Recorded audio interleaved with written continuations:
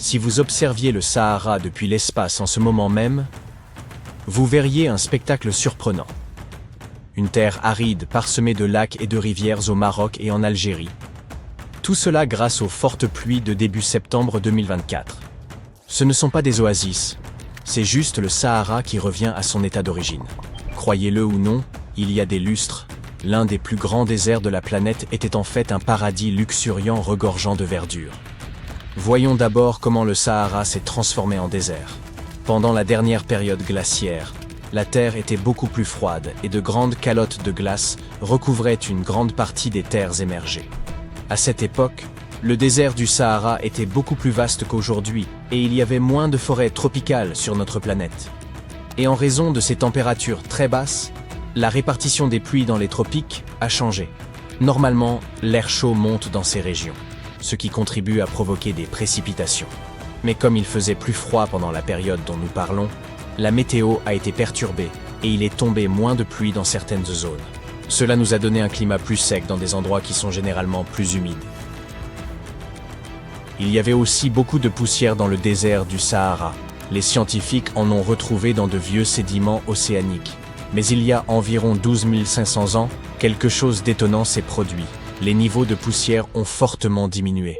Cela signifie que le Sahara est devenu beaucoup plus humide et indique que le climat s'est soudainement réchauffé pendant un certain temps avant de se refroidir à nouveau. Il y a 12 500 ans, le Sahara est donc devenu un endroit beaucoup plus vert, comme une savane, car un phénomène météorologique appelé zone de convergence intertropicale, oui, ça s'appelle comme ça, se déplaçait vers le nord pendant l'été. Cette période humide a atteint son apogée il y a environ 4000 ans. Les températures étaient alors un peu plus hautes qu'aujourd'hui. À cette époque, il pleuvait davantage sur les hauts plateaux éthiopiens, ce qui faisait que le Nil transportait plus de sédiments. Cependant, il y a eu un autre grand changement, celui-ci appelé événement de Heinrich, qui a provoqué le déplacement de la zone de convergence intertropicale vers le sud. Cela a entraîné un assèchement rapide des régions sahariennes et de la péninsule arabique. En conséquence, le Nil a connu beaucoup moins de crues entre 2700 et 2100 avant notre ère. Pour faire court, un peu tard pour cela, certes, le Sahara a connu des périodes alternatives d'humidité et de sécheresse en raison des changements climatiques et des conditions météorologiques pendant des milliers d'années. Jusqu'à récemment, nous avions un Sahara sec. Mais en septembre 2024, un cyclone inhabituel a traversé la région. Il a frappé le Maroc, l'Algérie, la Tunisie et la Libye, et a rempli les lacs et les rivières asséchées. Les images satellites de la NASA avant et après les pluies sont époustouflantes. C'est comme si le Sahara avait fait peau neuve. Certaines régions d'Afrique du Nord ont reçu jusqu'à 20 cm de pluie. À titre de comparaison, Seattle reçoit environ 1 mètre par an, soit seulement 5 fois ce que le Sahara a reçu. Je dis « seulement » pour une raison simple. Seattle a la réputation d'être une ville pluvieuse, contrairement au Sahara. La difficulté réside dans le fait que ces 20 cm, soit l'équivalent de la totalité des précipitations annuelles de la région, sont tombés en quelques instants. Donc, d'une certaine manière, on aurait pu avoir l'impression qu'il pleuvait plus au Sahara qu'à Seattle. Les montagnes ont canalisé l'eau vers des lacs éphémères dans le nord de l'Algérie, qui se sont récemment étendus sur plus de 180 km² et ont atteint une profondeur de plus de 2 mètres. C'est assez d'eau pour tenir un an. Alors, que sont exactement ces lacs éphémères? Ce sont des bassins qui se remplissent pendant une courte période chaque année, mais qui peuvent rester secs pendant plusieurs années si la pluie n'est pas au rendez-vous. Parfois, l'eau s'y déverse depuis une petite zone environnante, mais il peut aussi s'agir de la bonne vieille pluie. Maintenant, une grande question se pose. Comment se fait-il que ces lacs existent? Généralement, ils se forment parce qu'il y a un excès d'eau emprisonnée à la surface. Mais le sol du Sahara est incroyablement sec. Ne devrait-il pas agir comme une éponge? Il doit avoir soif d'humidité.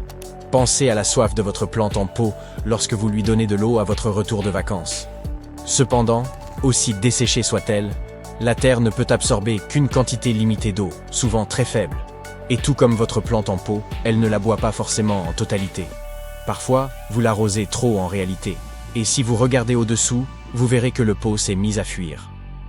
Un autre facteur important qui empêche le sol d'absorber l'eau est le manque de végétation. Dans des conditions normales, les arbres, les arbustes et diverses plantes aident à retenir l'humidité. Dans le désert, cependant, c'est presque impossible. Il y a peut-être quelques palmiers, mais c'est à peu près tout. Cela explique également la formation de ces lacs temporaires. Les précipitations qui ne sont pas retenues par les plantes s'accumulent dans les vallées et les dépressions de faible altitude, créant ces étendues d'eau éphémères. Ces lacs ne durent peut-être que peu de temps, mais cela ne veut pas dire qu'on ne devrait pas les nommer. Par exemple, le magnifique lac orné de palmiers ondulants que vous voyez ici s'appelle le lac Yasmina, situé dans la ville oasis de Merzouga. Dans certaines zones du désert, là où les dunes s'élèvent, on pourrait croire à un mirage, mais ce n'en est pas un. Les dunes de sable sont en partie recouvertes d'eau. Vous vous souvenez que j'avais parlé de 20 cm ? Eh bien, ce n'est pas tout à fait exact pour certaines régions. En effet, il y a des endroits où l'inondation a été si importante que les palmiers ont été submergés jusqu'à leur cime. La dernière fois que nous avons vu une averse aussi intense, c'était il y a 30 à 50 ans. Mais cette pluie a été plus que bienvenue. Après 6 années consécutives de sécheresse, le Maroc en avait vraiment besoin. Les lacs, qui étaient à sec depuis des décennies, comme le lac Iriki, ont enfin reçu l'eau dont ils avaient tant besoin. Une analyse récente a révélé que sur les centaines de tempêtes qui ont frappé la région depuis 2000, seules 6 ont apporté suffisamment de pluie pour commencer à remplir ce lac. Et parmi celles-ci, seules 2 ont permis d'atteindre un niveau plus élevé que celui que nous avons observé en septembre 2024. Ainsi, si ces pluies torrentielles semblent être une bénédiction, la grande question est de savoir si elles vont durer. La réponse est oui. Lorsque l'air humide provenant des régions équatoriales rencontre l'air chaud et sec du nord, le désert du Sahara a tendance à recevoir davantage de pluie. Les scientifiques affirment que cette zone de collision se déplace vers le nord à mesure que la planète se réchauffe, et elle se réchauffe, et qu'elle devrait donc continuer à se déplacer dans cette direction au cours des 2 prochaines décennies. Mais je suis peut-être un peu trop optimiste. La vérité, c'est que les nouvelles ne sont pas entièrement positives. En réalité, personne n'était vraiment prêt à faire face à une telle inondation. De plus, n'oubliez pas qu'il ne s'agit pas d'un pays d'Asie du Sud-Est où les gens ont l'habitude de tant d'eau, mais du Sahara, une région aride. Cela dit, je pense que vous voyez où je veux en venir. Tragiquement, 18 personnes au moins ont perdu la vie à cause des pluies intenses dans le sud du Maroc. Et les autorités se préparent à des pluies encore plus fortes. Mais si c'est le cas, cela pourrait-il signifier que le Sahara est menacé d'extinction ? Et qu'est-ce que cela signifierait pour nous ? Cela peut sembler un peu étrange. Mais notre planète dépend aussi des déserts, et le Sahara ne fait pas exception.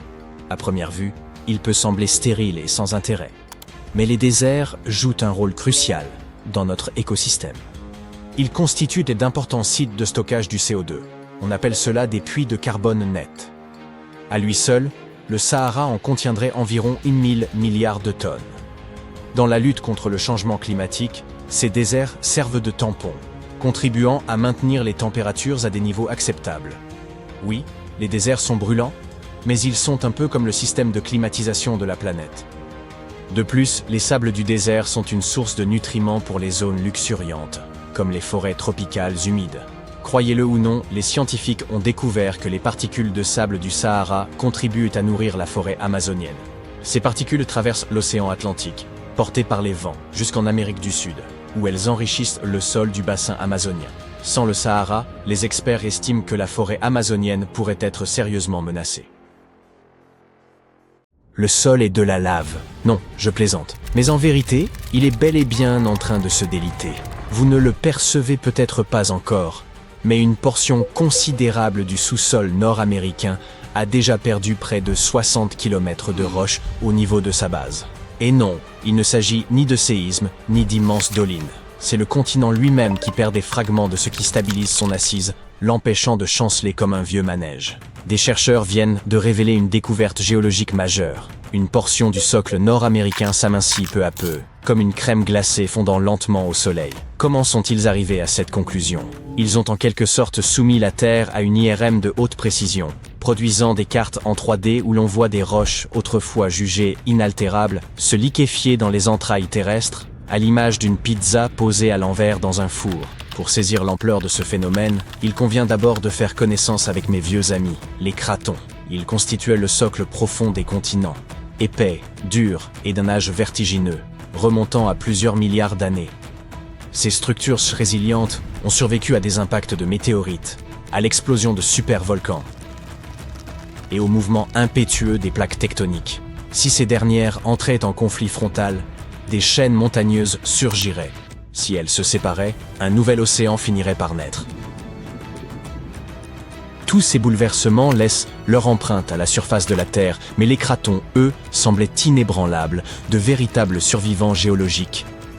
À l'image des cafards, leur incroyable résistance à toute agression poussait les scientifiques à les croire quasi indestructibles. Mais voilà qu'un groupe de chercheurs, en testant leurs instruments à la pointe de la technologie, découvre l'impensable. Les cratons sont-ils en train de se désagréger? Par quel mécanisme? Voici la plaque Farallon, une ancienne plaque tectonique qui a commencé à s'enfoncer sous celle de l'Amérique du Nord il y a plus de 100 millions d'années. Ce phénomène, parfaitement naturel, s'appelle la subduction. C'est le moyen par lequel la Terre recycle ses roches et régule sa température interne. Le mouvement est si ancien qu'à présent, la plaque Farallon se trouve à près de 650 km du craton, tranquillement installée dans le manteau inférieur, étrangement proche du noyau externe de notre planète. La plaque Farallon, pourtant reléguée au tréfonds de la planète, continue de causer des désagréments, à l'instar d'un ancien colocataire dont les restes continuent d'empester votre frigo. En poursuivant sa descente, elle exerce une traction continue sur la base du continent nord-américain qu'elle distend jusqu'à en détacher des fragments, précipités dans le manteau profond. Et comme si cela ne suffisait pas, elle relâche en chemin de l'eau et du dioxyde de carbone dans les roches voisines, affaiblissant davantage le craton et le rendant plus vulnérable à l'érosion interne. Les scientifiques ont confirmé ce scénario en étudiant des centaines de séismes enregistrés par des milliers de stations. Leurs observations révèlent qu'une quantité considérable de matière continentale s'enfonce peu à peu, réduisant par endroits l'épaisseur du craton de près de 60 km, ce qui représente une quantité de roches phénoménale. Tout cela semble dramatique, mais inutile de céder à l'alarme. Le processus est d'une lenteur extrême, mesurée en millions d'années. Vos arrière-petits-enfants marcheront sans doute encore sur un sol stable. Mais ne vous bercez pas d'une trop grande quiétude. Ce phénomène-là est lent, certes, mais un autre type d'affaissement bien plus rapide est déjà en cours. D'ici 2050, pas moins de 32 grandes villes américaines, parmi lesquelles New York, Baltimore et Charleston, pourraient se retrouver partiellement submergées. Et devinez quoi? Ce phénomène est, dans une large mesure, imputable à nos propres actions. Depuis 2007, les scientifiques ont observé que plusieurs villes s'enfonçaient lentement dans le sol, à raison de 1 à 2 mm par an. Charleston, en Caroline du Sud, se distingue tristement par un taux de 4 mm annuels. Ces chiffres peuvent sembler dérisoires, presque risibles. Pourtant, dans une ville perchée à peine 3 mètres au-dessus du niveau de la mer, le moindre affaissement devient lourd de conséquences. Lors des pires inondations, les habitants doivent parfois abandonner leurs véhicules pour regagner leur domicile à la nage. Ce phénomène est connu sous le nom d'affaissement des terres. Lorsque l'on conjugue une subsidence progressive avec une élévation du niveau marin, on obtient un cocktail redoutable: rues inondées, terres agricoles rendues stériles par le sel, forêts fantomatiques et quantité de propriétaires excédés. Mais il n'y a pas que les logements. Ponts, routes, aéroports, centrales électriques, ces infrastructures essentielles au quotidien, sont également exposées à des dégâts majeurs. Réseaux électriques noyés, autoroutes englouties, les conséquences économiques se chiffrent en milliards, et les risques pour les populations sont bien réels. Soyons néanmoins équitables. L'homme n'est pas responsable de tout. Une partie de ces désordres trouve son origine dans le lointain passé glaciaire. Il y a environ 12 000 ans, d'immenses nappes de glace recouvrirent le nord des États-Unis, si massives qu'elles ont littéralement enfoncé la croûte terrestre sous leur poids. Lorsque ces calottes ont fondu, la surface n'a pas rebondi comme un trampoline. Elle a amorcé un lent jeu de bascule géologique. Les zones jadis comprimées remontent, tandis que les autres s'affaissent en réponse. Ce phénomène, nommé ajustement isostatique ou rebond post-glaciaire, se poursuit encore de nos jours. Cela dit, l'activité humaine est venue accentuer cette tendance. L'un des principaux responsables est l'extraction des eaux souterraines. Imaginez que l'on retire le rembourrage d'un matelas, il finit par se déformer. C'est ce qui se produit dans des régions comme la vallée centrale de Californie, où le sol s'affaisse de près de 20 cm par an en raison du pompage intensif pratiqué lors des sécheresses. Dans des métropoles comme New York, la menace ne provient pas uniquement de l'eau. les gratte-ciel eux-mêmes accentuent le problème. En effet, accumuler des millions de tonnes de béton et d'acier sur un sol meuble entraîne inévitablement un affaissement. À titre de comparaison, le poids total des bâtiments new-yorkais avoisine les 762 milliards de kilogrammes, soit l'équivalent de quelques 3,5 millions de statues de la liberté superposées. Avec une telle masse concentrée sur une superficie restreinte, les couches de sol sous-jacentes finissent, inévitablement, par se tasser. Et si vous pensiez que la situation ne pouvait guère empirer, détrompez-vous.